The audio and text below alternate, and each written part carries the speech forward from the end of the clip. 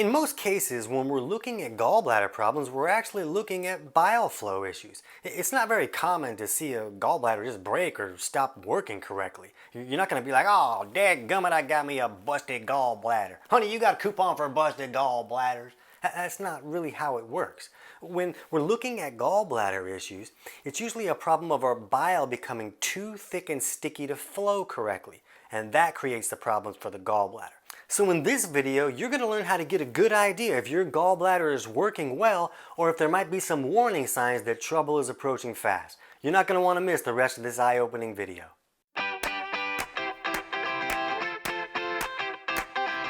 TC Hale is not a doctor and does not claim to be a doctor or licensed in any type of medical field. Don't be an idiot and use anything heard on the show as medical advice. This information should be used for educational purposes only, and you should contact your doctor for any medical advice. Now get off me. While we dig into this topic, let me know in the comments right now what issues you're having that give you concern about your gallbladder function. The liver makes this soapy substance called bile, and then it sends it down to the gallbladder where it's stored and concentrated. Now, bile flowing through the gallbladder is crucial for our digestion because once our food is acidified in the stomach and leaves the stomach to go down into the duodenum, which is the first 10 inches of the small intestine, that's where the gallbladder squirts bile down onto that acid product. And it's this alkaline bile that squirts down onto the acid product that creates this sizzle, and it really helps us bust that food apart and pull all the nutrients out of that food. Bile is also crucial for digestion because it helps us emulsify or break down our dietary fats. So when there's not enough bile to help us emulsify the fats that we consume, the body can't use those fats, and those fats can become a toxic burden that the body now has to figure out what to do with. The problem is the bile can be concentrated in the gallbladder up to 18 times, and this makes the bile more effective. But there's a lot of issues in our world today that can cause the bile to become too thick and sticky to really flow well. So when you take bile that's not flowing super great, and now you start to concentrate it, it can continue to concentrate in that gallbladder until it concentrates into stones. That's where the trouble begins for the gallbladder. These stones can then block the biliary duct where the bile is supposed to flow through, and then when the gallbladder goes to squeeze this bile out and the stone is blocking that duct, then it's going to create a gallbladder attack, and that's when we have that horrid pain that makes everybody yank their gallbladder out. Now, the problem is that things could be going wrong for a really long time before an attack comes along. So let's look at some early warning signs that you might be having some trouble with bile flow that could lead to trouble for your gallbladder. Keep in mind that most people aren't going to experience all of these signs. Just know that any of these signs can be a crucial piece of information to let you know that there could be trouble coming for the gallbladder. Now, the first sign is a light colored stool, like if your stool is lighter than the color of corrugated cardboard. The bile is a dark green substance, and when it mixes with the acid product from the stomach, it creates a brown stool as it moves through the system and comes out the back door. Now that means you got to check your stool. People who check their stool have better health because they're keeping an eye on what's going on. So don't be such a sissy. Check your stool. Now if it's not dark, that can mean that bile is not flowing well enough, so you'll see a more pale or even yellow colored stool. But if it's lighter than the color of corrugated cardboard, that can be a sign that bile's not flowing so great. Sign number 2 is nausea, and we're going to talk about nausea that can come from eating a high-fat meal and chronic nausea that may happen most of the time. So the liver filters toxins out of the body and it puts those toxins into the bile. And it does this because the bile goes through the intestinal tract and then the toxins can go out the back door. That's the body's main exit strategy for filth and toxins. So when bile is not flowing so well, a lot of those toxins can get reabsorbed in the system and make the system a little bit too toxic.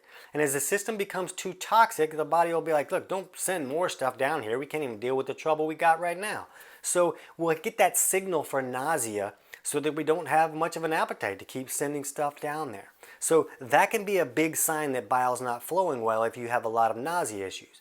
Now, if you're just getting nauseous after a high-fat meal, that can also be a sign that bile's not flowing well because we use bile to break down those fats. So if you eat like a big ribeye steak or a bunch of butter or something like that, and you feel kind of nauseous after that, or maybe you have discomfort or even cramping, that can be a sign that you're not breaking down those fats correctly and they're creating problems. So that can be a strong sign that bile is not moving like it should be. The third sign is chronic diarrhea or loose stool issues. Now remember, when we acidify the food in our stomach, the stomach is made to hold those acids. But when that acidic food leaves the stomach, it's supposed to be neutralized by bile that squirt down from the gallbladder.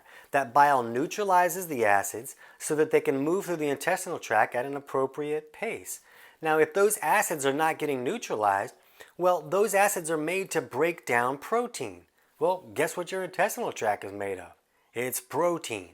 So if that continues to move through the intestinal tract, it's going to break down the intestinal lining and you'll start leaking cheeseburgers into your guts. The body doesn't want that. So if it's too hot in there and those acids have not been neutralized by bile, the body will bring as much water as it can to cool off those acids and then rush it out the back door, and it comes shooting out the back door and lifts you off the toilet like a rocket. That's not an ideal situation.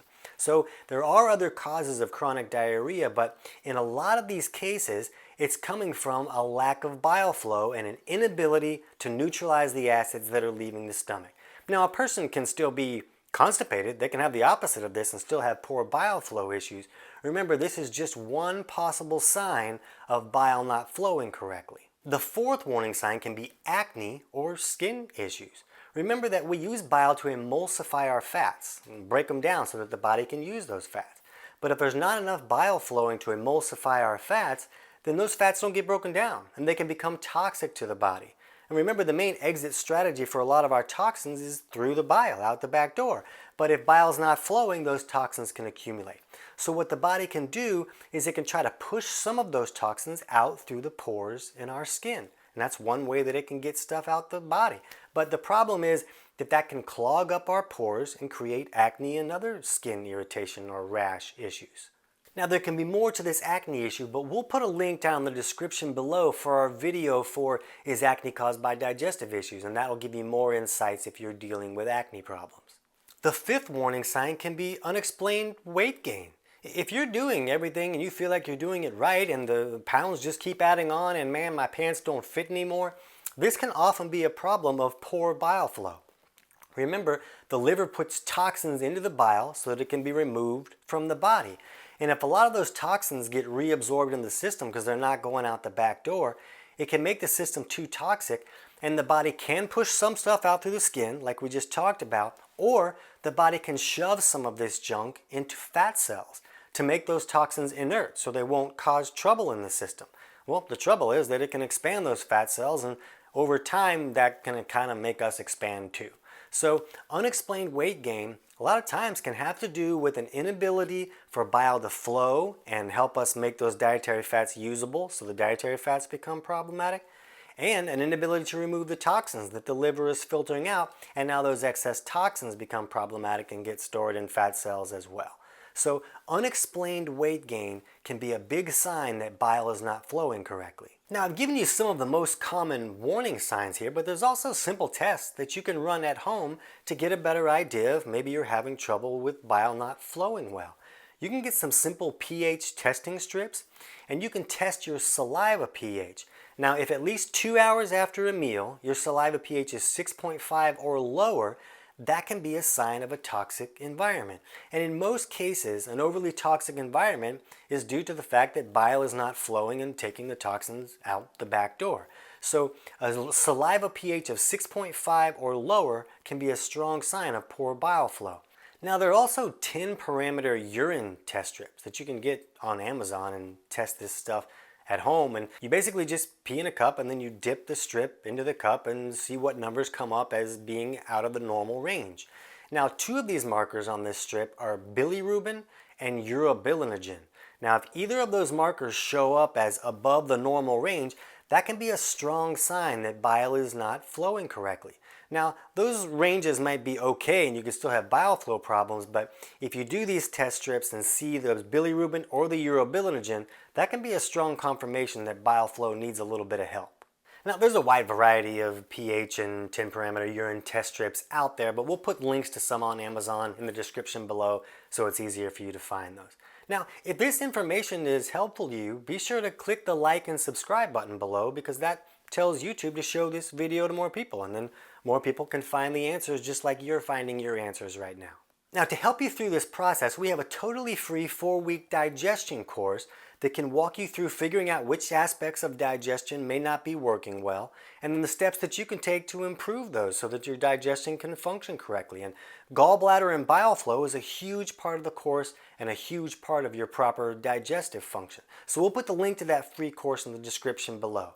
For now, be sure to watch our 5 ways to improve bile flow video that'll give you some more insights of steps that you can take to make sure your bile is flowing correctly. I can't wait to hear about your results.